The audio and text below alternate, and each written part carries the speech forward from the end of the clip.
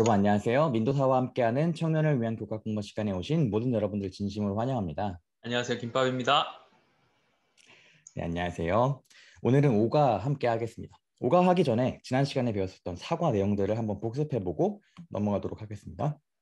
네, 지난주 사과는 쉼의 대가라는 제목으로 다윗의 되돌릴 수 없는 잘못에 대한 이야기와 또 나단의 책망, 그리고 용서받았지만 다윗이 여전히 자신의 죄의 결과에 대한 책임을 져야 했던 그런 이야기를 살펴보았습니다. 참된 회개를 통해서 어, 용서를 죄의 용서를 경험하고 마음의 쉼을 경험했던 이 다윗의 이야기를 통해서 우리도 그러한 용서의 경험을 다른 음, 사람들에게 나누는 것이 지난과에서 우리에게 주어진 어떤 도전 과제였죠. 네, 맞습니다. 감사합니다. 잘 정리해 주셔서. 지난 시간에 이어서 오늘 우리는 그리스도 안의 쉼, 교과 오가를 함께 시작하겠습니다. 오가의 제목은 내게로 오라인데요. 오늘은 특별히 기억절을 먼저 읽고 교과를 나누려고 합니다. 마태복음 11장 28절부터 30절까지 있는 말씀을 김밤님께서 읽어주시겠습니다. 네. 수고하고 무거운 짐진 자들아 다 내게로 오라. 내가 너희를 쉬게 하리라. 나는 마음이 온유하고 겸손하니 나의 멍에를 메고 내게 배우라. 그리하면 너희 마음이 쉼을 얻으리니 이는 내 멍에는 쉽고 내 짐은 가벼움이라 하시니라. 감사합니다. 아마 교회를 다니면서 이 말씀을 안 들어본 분들은 한 분도 없을 것 같아요. 그만큼 정말 유명하고 정말 잘 알려진 말씀이죠. 오늘은 이 말씀이 주어졌었던 배경과 의미들을 좀 살펴보는 시간들을 가지도록 하겠습니다. 오늘 시작 질문이 있는데요. 인생이 힘들었었던 순간 나에게 힘을 주었던 사람들에 대해서 나눠보자라는 이야기예요. 혹시 김밥님은 그런 분들이 계셨나요? 네, 그럼 가족들이 제가 어떤 관계들로 인한 어려움 있을 때 가족들에게 음, 그런 어려움을 토로하고 또 위로를 받고 조언을 받고 그랬던 기억들이 있습니다. 그래서 그러한 네. 순간들에 내 마음을 알아주는 사람들이 있다라는 사실이 참 감사했던 것 같아요. 네, 감사합니다. 네, 저도 돌이켜보니까 이 질문에 대해서 답을 생각해야 되니까 돌이켜보니까 참 주변에 나에게 도움이 되고 나에게 힘이 되는 분들이 참 많이 계셨다라는 걸 고백할 수밖에 없게 되더라고요. 뭐 김밥님을 포함해서 제 주변에 계신 분들이 너무나 좋은 분들이 많이 계시는데 특별히 저는 기억이 났던 게 훌륭하신 좋은 목사님들이 많이 많았던 것 같아요. 담임 목사님들이. 뭐 선교사를 했을 때에 만났던 목사님도 그렇고 또 앤드루스에 계실 때 있었을 때에 만났던 담임 목사님도 그렇고 개인적으로 좀 어둡거나 개인적으로 뭐 남들의 시선들이 두려웠거나 하는 그러한 개인의 깊은 고민들이 있을 때에 목사님들이 조언해 주셨던 것들이 굉장히 따뜻했던 기억이 나요. 근데 그러한 뭐 말이 따뜻했다기보다는 그분들이 진짜 나를 생각하시고 진짜 내 편이 되어주시고 진심으로 날 응원해 주시는 것이 느껴졌기 때문에 정말 큰 힘이 되었던 것 같아요. 네, 우리에게는 늘 어려움이 찾아오잖아요. 그래서 그 순간마다 힘이 되어줄 수 있는 사람들이나 존재가 반드시 필요한 것 같아요. 우리 교회에서도 그런 사람들을 찾을 수 있을 것이고 우리 친구나 우리 가족 가운데에서도 그런 사람들이 꼭 필요하겠죠. 창세기 3장 19절의 말씀은 하나님이 아담에게 네가 얼굴에 땀을 흘려야지만이 먹을 것을 먹을 거라고 얘기했어요. 너가 노동을 하고 너가 고생을 해야지만이 그 땅의 소산물을 얻고 생계를 유지할 수 있을 거라고 얘기하거든요. 그러니까 죄가 들어온 이후에 이 지구상에는 일하지 않으면 먹고 살 수 없게 시스템이 되어 있습니다. 네, 특별히 인간들에겐 그래요. 그래서 우리도 마찬가지로 스스로가 감당하기 어렵고 버거운 일들을 부담하면서 살아갈 수밖에 없는 것이죠. 그래서 그러한 우리들에게 예수님께서 내가 너희를 쉬게 할 것이니 다 내게로 오라고 하시는 이 말씀. 이 말씀이 굉장히 큰 힘이 될 수 있을 거라고 생각합니다. 예수님이 이 말씀을 통해서 우리에게 말하고자 하셨던 그런 의미들과 우리가 어떻게 참된 쉼을 경험할 수 있는지 한번 생각해 보는 이 시간 되기를 바랍니다. 처음 깨닫기는 예수님 앞으로 나와서 그분의 뜻에 순종하며 살 때에 참된 쉼을 경험할 수 있음을 깨닫는다라는 부분입니다. 일요일 소지는 내가 너희를 쉬게 하리라입니다. 밑에 마태복음 11장 20절과 23, 24절을 김밤님께서 읽겠습니다. 네.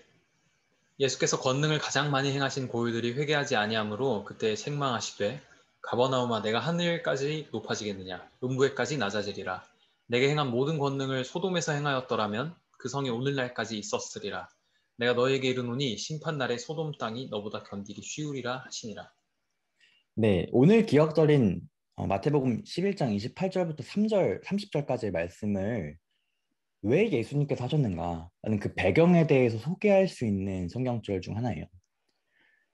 마태복음 11장 20절부터 등장하는 모습을 보니까 마태복음 11장에 있는 전체적인 내용이 예수님께서 뭐 갈릴리를 비롯해서 몇 개의 도시를 아주 강력하게 책망하시고 비난하시는 모습이 보여요. 어쩌면 예수님의 말씀 가운데에서 가장 가혹하게 보인다라고 얘기할 수도 있을 것 같은데, 심지어 그 갈릴리에 있는 많은 도시들의 모습이 성경에서 가장 악한 곳으로 알려져 있었던 도시 소돔보다도 악하다라고 표현하시기까지 하거든요. 왜 하나님은 이렇게까지 심하게 말씀하셨을까? 이 말씀을 이해하기 위해서 밑에 질문 하나를 한번 던져보고 생각해 보겠습니다. 이 당시 예수님 당시 유다 백성들의 영적인 상태가 어떠했을까라는 질문인데, 이 질문에 대한 답을 생각해 보면은 아마 예수님이 왜 이렇게까지 심하게 말씀하셨는지에 대해서 생각해 볼 수 있을 것 같습니다. 네. 사실은요. 어떤 면에서 보면 예수님 당시에 유다 백성들이 굉장히 경건하고 열심히 가득했다라고 생각을 할 수 있습니다. 우리가 구약 성경을 보면 구약 성경을 통해서 계속해서 묘사되는 유대인들의 어떤 실수와 범죄의 모습이 뭐냐면 늘 하나예요. 음, 늘 계속해서 걸려 넘어지는 게 뭐냐면 우상숭배거든요.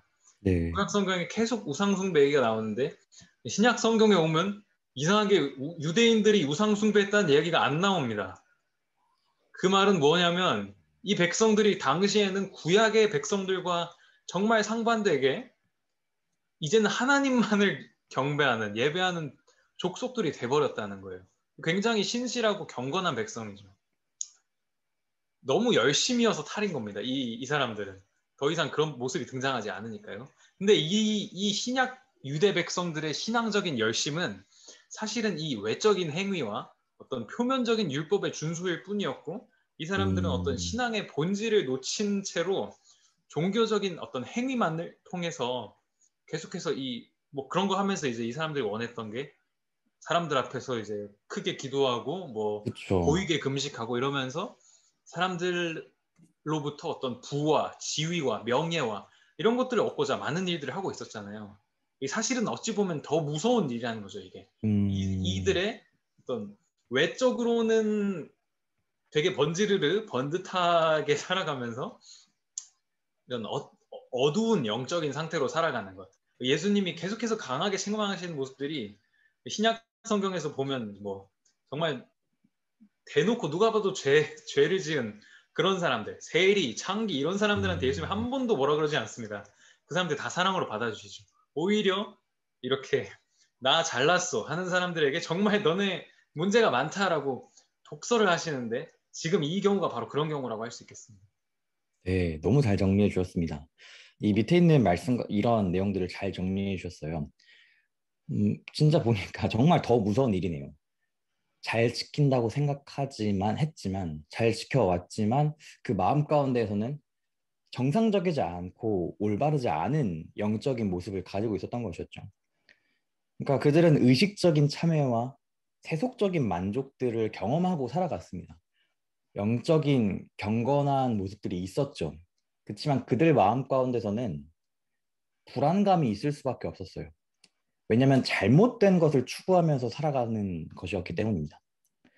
몇 주 전에도 잘못된 것을 추구하면서 살아가는 죄인들에게는 뭔가 불안감과 안정적이지 않은, 평안하지 않은 전조 증상 같은 것들이 있다라고 얘기했었는데, 그러한 삶의 방식들을 고집한다면 그 예수님의 이 강한 경고의 말씀들이 진짜 이들의 운명으로 고착화될 위험이 있었던 것이었죠.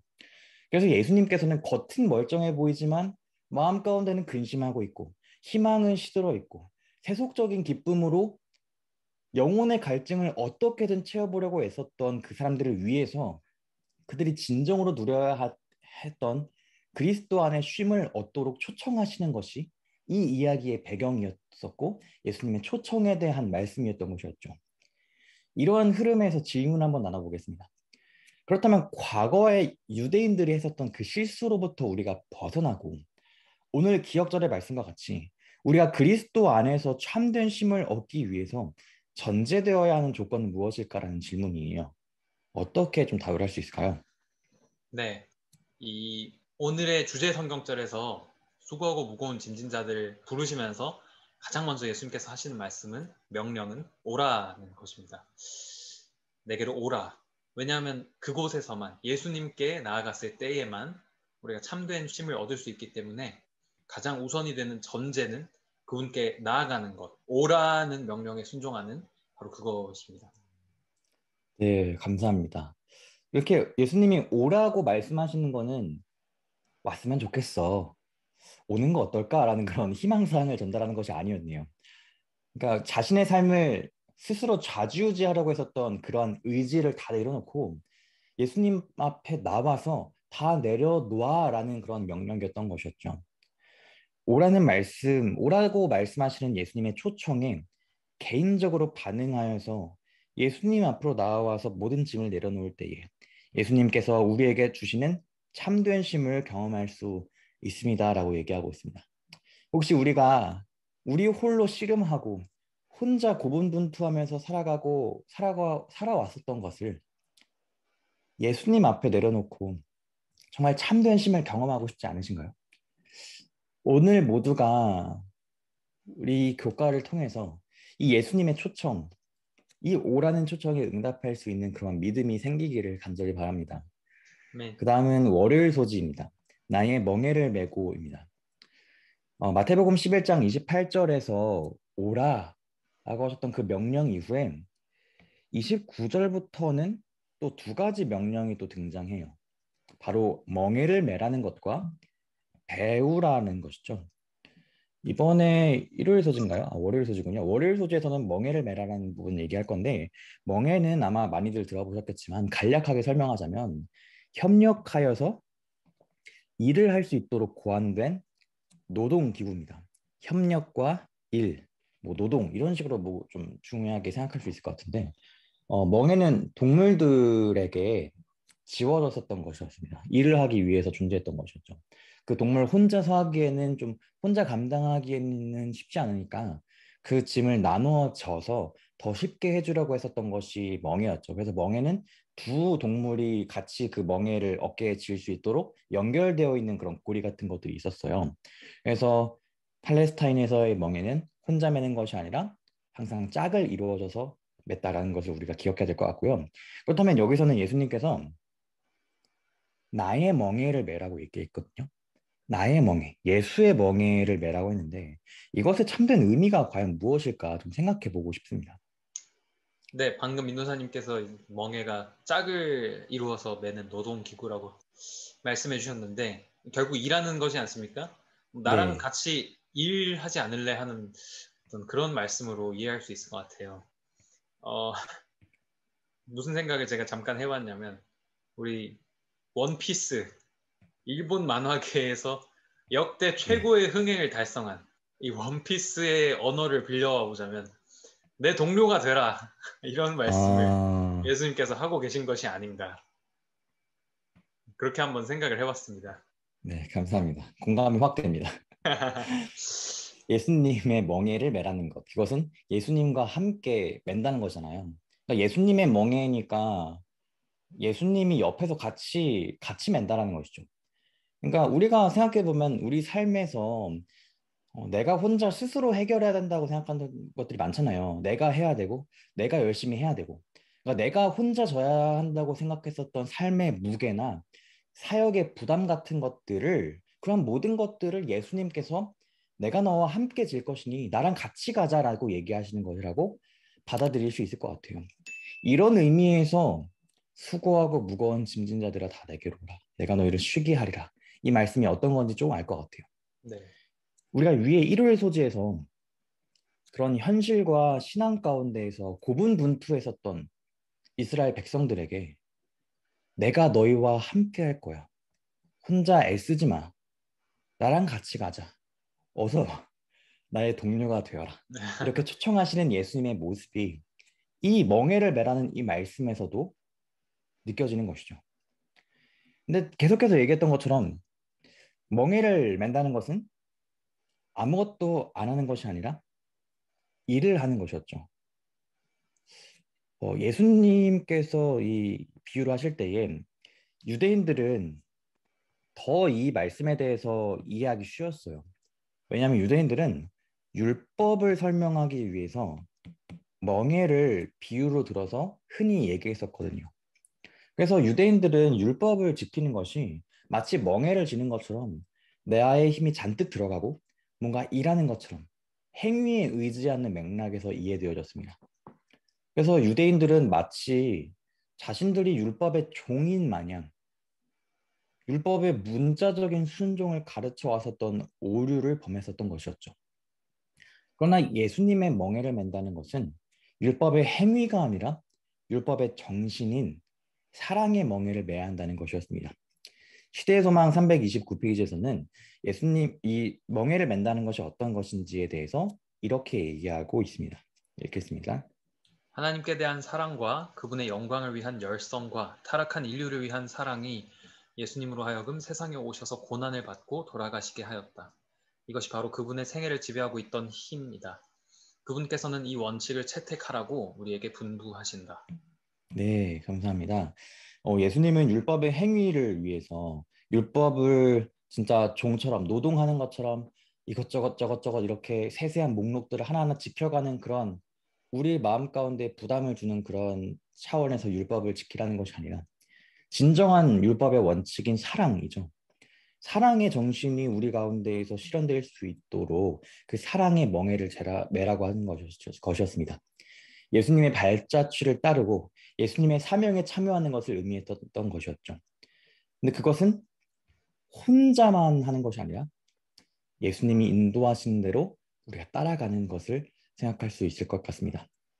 우리의 멍에를 내려놓고 예수님의 멍에를 만다는 것은 예수님의 사랑에 매여 인류를 구원하기 위한 하나님의 계획의 기쁨으로 순종하며 헌신하는 것을 의미한다라고 얘기하고 있죠. 우리가 이기적인 욕심을 채우기 위해서 살아간다면 우리가 짊어지는 삶의 무게는 매우 무거울 것입니다. 그렇지만 하나님의 뜻에 따라서 순종과 헌신하는 마음으로 율법의 참 정신인 사랑의 마음으로 지는 멍에는 문자 그대로 예수님의 멍에입니다. 예수님 덕분에 그 일이 가능하다는 것이고 놀랍게도 예수님의 참된 사랑을 실천하는 것이 우리를 참된 쉼으로 이끄는 것이다라고 얘기하는 것이죠. 그렇기 때문에 우리는 예수님 앞에 나와서 그분의 뜻에 순종하며 살기로 결심해야 하는 것입니다. 그때 우리는 우리의 멍에를 함께 져주시는 예수님으로 인해서 참된 쉼을 경험할 수 있게 된다는 것입니다. 그 다음 예수님께서 멍에를 매라는 그 명령과 더불어서 아까 아직 다루지 않았었던 명령 하나가 더 있죠. 바로 배우라는 말씀입니다. 우리는 과연 무엇을 배워야 할까요? 화일 소집, 나는 마음이 온유하고 겸손하니입니다. 마태복음 5장 5절과 베드로전서 3장 4절에 있는 말씀 읽겠습니다. 네, 온유한 자는 복이 있나니 그들이 땅을 기업으로 받을 것이며 오직 마음에 숨은 사람을 온유하고 안정한 심령에 썩지 아니할 것으로 하라. 이는 하나님 앞에 값진 것이니라. 네, 성경에서 온유하다는 품성은 굉장히 값지고 굉장히 복된 것으로 여겨지는 것을 우리가 이 말씀들을 통해서 알 수 있습니다. 지금 온유에 대해서 얘기하고 있는데 성경에서 온유하기로 유명한 성경 인물이 혹시 누가 있죠? 네, 바로 밑에 답이 나오고 있는데요. 모세입니다. 네, 맞습니다.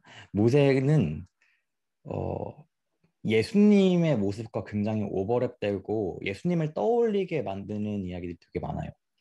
예수님께서 마태복음 5장부터 산 위에서 산상 설교를 하셨던 것처럼 모세도 시내산에서 하나님의 율법을 받고 하나님의 말씀을 선포하죠. 네, 또 예수님께서 오병이어의 기적을 통해서 많은 사람들을 먹이셨던 것처럼 모세도 만나와 메추라기 등을 통해서 백성들을 먹였고요. 네, 또 민수기 12장 3절에 모세에 대해서 얘기하면서 모세는 온유함이 지면의 모든 사람들보다 더했다라고 얘기하거든요. 모세는 온유한 품성으로 굉장히 유명했는데 오늘 다루고 있는 마태복음 12장 29절의 말씀에서도 예수님께서 나는 마음이 온유하고 겸손하다라고 얘기하십니다. 이번에도 굉장히 평행하는 모습들을 볼 수 있는데 네, 이와 같이 우리는 모세에게서 배울 수 있는 것들이 굉장히 많아요. 하지만 질적인 차원에서는 예수님과 비교할 수 없는 것들이 있습니다. 예를 들어서 모세는 백성들이 범죄를 저질렀을 때에 그 범죄를 저질렀던 그 백성들을 위해서 자신의 이름을 생명책에서 지워달라고까지 말하기까지 했어요. 네, 하지만 실제로 죽진 않았죠. 네, 그리고 모세의 죽음을 통해서 이룰 수 있는 건 아무것도 없었어요. 왜냐하면 모세도 죄인이었으니까. 오히려 모세는 구원자가 필요한 죄인이었습니다. 그렇지만 완전히 온유하시고 겸손하셨던 예수님께서 십자가에 달려서 돌아가셨던 것처럼 그분의 죽음으로 인해서 우리는 구원을 얻을 수 있게 되었습니다. 세상에서 나만 잘 살기 위해서 이기적인 죄된 본성을 가지고 살아간다면 결코 행복해질 수 없어요. 마음에는 시기심이 가득 차게 되고요. 어떻게 해야 내가 남들보다 더 나은 명성과 더 나은 조건을 가지고 살아갈 수 있을까에 대한 그런 생각 때문에 내 머릿속이 쉴 틈 없이 바빠지는 거죠. 당시 유대인들이 실패를 겪었었던 그 길 그대로 따라가는 겁니다. 근데 예수님은 배우라는 명령을 통해서 온유하고 겸손한 예수님의 모습을 배우라고 말씀하고 계십니다. 그것은 우리 마음 가운데 깊이 뿌리 박혔었던 그 죄된 본성을 뿌리 뽑으라는 것입니다. 왜냐하면 우리의 죄된 본성은 온유하고 겸손하지 않거든요. 그래서 예수님께서 약속하신 성령을 간구함으로써 우리가 이러한 과정들이 필요할 것 같은데 밑에 시대소망 329페이지를 또 읽고 얘기 나누겠습니다. 자신이 약하고 무력하다는 것을 알면 알수록 그대는 그리스도의 능력 안에서 더욱 강하여질 것이다.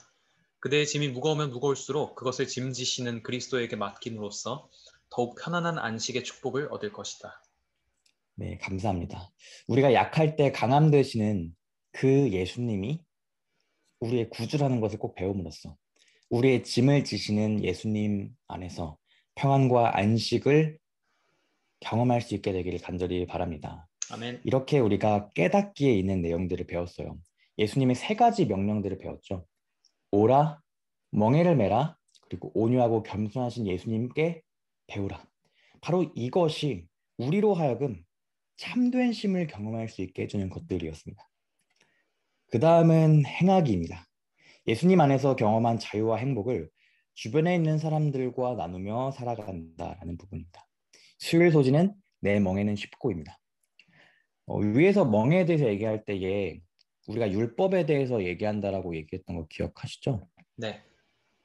근데 이번에는 두 말씀을 좀 읽어보고 비교해보는 말씀을 좀 찾아보고 싶어요. 마태복음 11장 29절에 있는 예수님께서 하셨던 말씀과 갈라디아서 5장 1절에 있는 바울이 했던 말씀인데요. 이 말씀 읽고 밑에 있는 질문 한번 생각해 보겠습니다. 네. 나는 마음이 온유하고 겸손하니 나의 멍에를 메고 내게 배우라. 그래야면 너희 마음이 쉼을 얻으리니. 갈라디아서 5장 1절입니다. 그리스도께서 우리를 자유롭게 하려고 자유를 주셨으니 그러므로 굳건하게 서서 다시는 종의 멍에를 매지 말라. 네, 감사합니다. 이게 좀 상충되게 느껴질 수 있는 나눠절일 수도 있을 것 같아요. 왜냐하면 예수님은 멍에를 매라고 하셨고 바울은 멍에를 매지 말라고 했거든요. 예수님께서 우리에게 매라고 하시는 그 멍에와 바울이 경고하는 그 종의 멍에의 차이점은 무엇일지 좀 살펴보고 대화를 나눠보겠습니다. 네. 예수님이 지금 같이 매자라고 말씀하시는 멍에는 사실은 봉사의 멍에, 그러니까 사랑의 멍에였습니다. 하지만 여기서 바울이 갈라디아서 5장 1절에서 경고하고 있는 매지 말라고 하는 이 종의 멍에, 이것은 율법의 외형적인 준수에 집착하는 그런 멍에를 말하고 있는 것이죠. 아까 민도사님 말씀해 주셨을 때도 이제 유대인들이 그런 멍에를 율법에 대해서 이야기하면서 설명을 했다고 하셨는데 서두에 또 유대인들 이야기를 하면서 예수님 당시에 유대인들의 영적인 상태에 대해서 이야기를 했잖아요. 네, 이 사람들한테는 어, 율법을 지키는, 외형적으로 준수하는 그게 무엇보다 중요한 것이었던 거죠. 이거는 지켜야 되고, 이건 하지 말아야 되고, 이건 먹을 수 있는 거고, 이건 못 먹는 거고, 이런 것들, 이런 율법의 정신보다 아까 사랑이라고 표현했던 그 율법의 정신보다 외적인 행위에 집중하는 그런 모습을 보면서 그런 종된 상태, 그런 노예 같은 상태에서 벗어나라라고 바울이 이야기를 하고 있는 것입니다. 왜냐하면 그리스도의 복음이 우리에게 믿음으로 말미암아서 구원을 얻을 수 있다라고 가르치고 있기 때문에 바울이 그것을 강조하면서 그런 종된 상태에서 벗어나라고 하는 것이죠. 실제로 이 갈라디아서 5장에 같은 장에 있는 13절을 보시면요. 거기서 바울이 1절에서는 종의 멍에를 매지 말라라고 한 것과 다르게 13절에서는 뭐라고 말씀을 하시냐면 사랑으로 서로 종노릇하라 이렇게 이야기를 하고 있는 것을 볼 수가 있습니다. 다시 한번 그렇게 이야기를 또 결론 지음으로써 예수님께서 말씀하신 사랑과 봉사의 멍에로 서로 섬기는, 서로 종노릇하는 그러한 삶으로 이 율법주의자들을 초청하고 있는 것입니다. 네, 정말 감사합니다.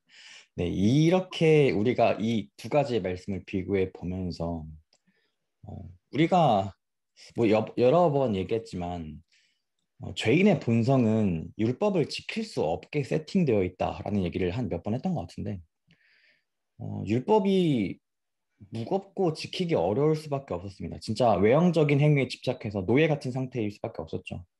근데 반대로 예수님은 멍에가 쉽다라고 얘기하십니다. 왜냐하면 우리가 함께 예수님과 한다면 우리가 선을 행하는 것은 내가 아니라 내 안에 성령 하나님께서 하시는 것이기 때문입니다. 그러니까 우리는 예수님과 함께 멍에를 매는 것이 필요해요. 그러니까 예수님의 의가 우리를 덮어주셔서 우리를 온전하게 하시는 그런 경험들이 필요한 거죠. 예수님이 설명하시는 의로운 삶과 율법의 순종은 우리가 하는 것이 전혀 아니라 예수님이 우리 안에서 시작하셨고 예수님이 우리를 통해서 이루고 계신 것이죠. 물론 우리가 예수님과 동행하기로 결심해도 무너질 수 있겠죠. 그렇지만 지난 시간에 배웠었던 것처럼 다윗의 이야기. 다윗이 무너져 있고 헤매고 있을 때에 먼저 찾아와 주신 하나님. 그때마다 손을 내밀어 주셨던 예수님을 기억하고 다시 일어나서 예수님께 우리 자신을 맡기고 우리 모두가 나의 노력으로 이루고자 했었던 그런 죄된 습성으로부터 자유를 꼭 경험해야 할 것 같아요. 그 다음 목요일 소지는 내 짐은 가벼움이라는 말씀입니다. 마지막으로 예수님께서 하셨던 말씀은 내 짐은 가볍다라는 말씀인데 밑에 있는 모세의 일을 나누기 위해 세워졌었던 이스라엘 부장들 이야기를 하고 싶어요. 모세 혼자서 그 백성들의 송사를 관리하는 것이 굉장히 힘들었습니다. 네. 그래서 어려웠기 때문에 하나님께서 장인 어른을 통해서 지혜를 주셔서 뭐 백부장, 십부장, 천부장 이렇게 백성들의 중간 통치자들을 만들어서 지도자들을 만들어서 그러한 어려운 짐들을 지혜롭게 나눌 수 있게 해주셨어요. 그것에 대해서 출애굽기 18장 22절에는 이렇게 말씀하고 있는데요. 김밤님께서 읽어주시겠습니다. 이와 같이 그들이 자네와 짐을 나누어지게 되면 자네 일이 보다 쉬워질 걸세. 네, 그들이 자네와 짐을 나누어지게 되면 자네가 쉬워질 거라고 얘기하고 있습니다. 예수님은 첫 번째로 내 짐은 가볍다라고 말씀하실 때에 이 말씀하실 때요. 우리 모두의 짐을 져주실 수 있으신 예수님 그분을 의지해야 된다는 것을 첫 번째로 기억하길 원하셨어요. 그리고 두 번째로는 예수님께 의지함으로 그러한 경험을 한 사람들은 나 말고 또 헤매고 무너져 있는 사람들의 짐을 함께 져줘야 한다는 그런 사랑의 봉사의 원리를 알려주기를 원하셨던 것입니다. 우리도 우리의 짐을 나눠지기 위해서 서로가 필요해요. 고린도전서 12장 말씀은 교회에 대해서 얘기할 때에 교회가 그리스도의 몸이라고 얘기하죠. 각각의 개체가 다른 역할을 하지만 서로 함께 협력하고 도와가면서 이렇게 상호작용이 필요하다는 얘기를 하고 있는데요. 이 말씀은 오늘 기억절 말씀과 같이 우리가 그리스도께 우리의 짐을 맡기는 것뿐만 아니라 우리 각자가 서로를 소중하게 생각하고 돌보아야 한다는 것을 얘기해주고 있는 것이죠. 이때 갈라디아서 1장 2절에 있는 말씀을 한번 읽어보겠습니다. 형제들아 사람이 만일 무슨 범죄한 일이 드러나거든 신령한 너희는 온유한 심령으로 그러한 자를 바로잡고 너 자신을 살펴보아 너도 시험을 받을까 두려워하라. 너희가 짐을 서로 지라. 그리하여 그리스도의 법을 성취하라. 네, 서로의 짐을 진다는 것은 누군가가 잘못된 길을 가고 있을 때에 그 사람을 바로잡고 하나님의 은혜를 바라보도록 도와주는 것을 의미할 것입니다.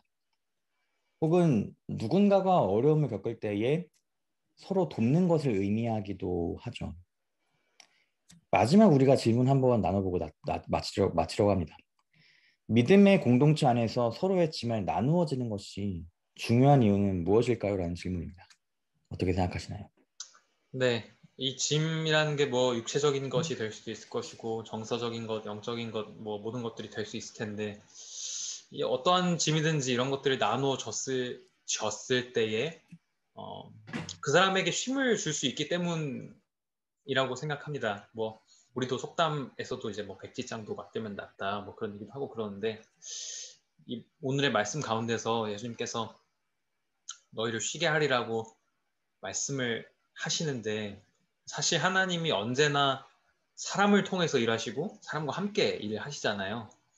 우리 뭐 구원의 소식이 천사들을 통해서가 아니라 인간을 통해서 땅끝까지 전파되게 하신 것처럼 이런 세상에 쉼을 주는 것도 각종 짐으로부터 우리를 자유롭게 하고 음, 쉼을 주게 하는 이런 거 역시 궁극적으로는 뭐 우리가 예수님께 나아감으로 쉼을 얻을 수 있는 것이 맞지만 동료 인간들을 통해서 그 일이 성취될 수 있도록 하신 것이 하나님의 뜻이라는 생각을 해보게 되고요. 이런 것들을 통해서 개인이 쉼을 또 각 개인의 삶이 쉼을 얻을 수 있는 것뿐만 아니라 공동체 자체가 이제 성장하고 굳건해지는 그런 경험들을 할 수 있게 되리라고 또 믿습니다. 네, 감사합니다.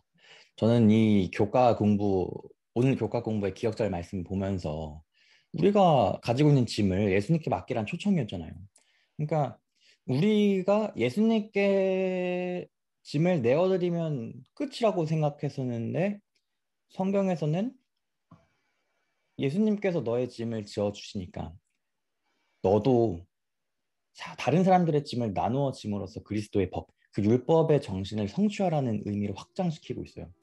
이것이 우리가 아까 얘기했었던 느끼기가 아니라 행악인가요?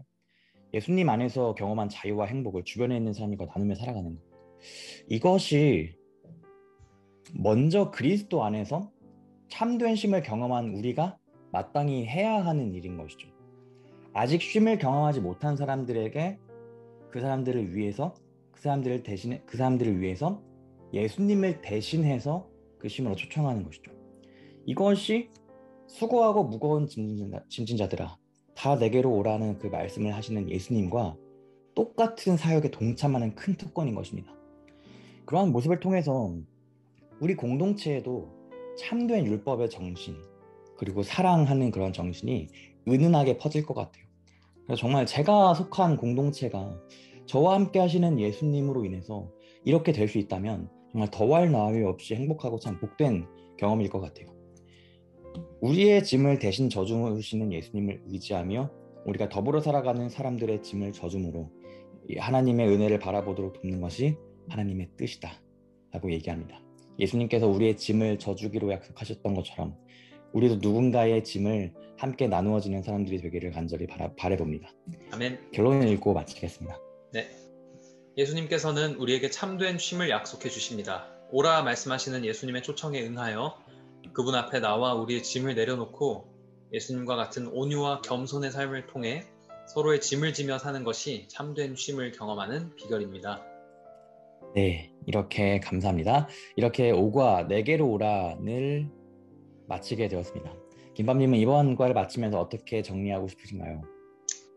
네, 저는 이렇게 한번 말해보고 싶습니다. 멍에를 매는 것이 곧 쉼이다. 이렇게 한번 음, 짧게 줄여보고 싶고요.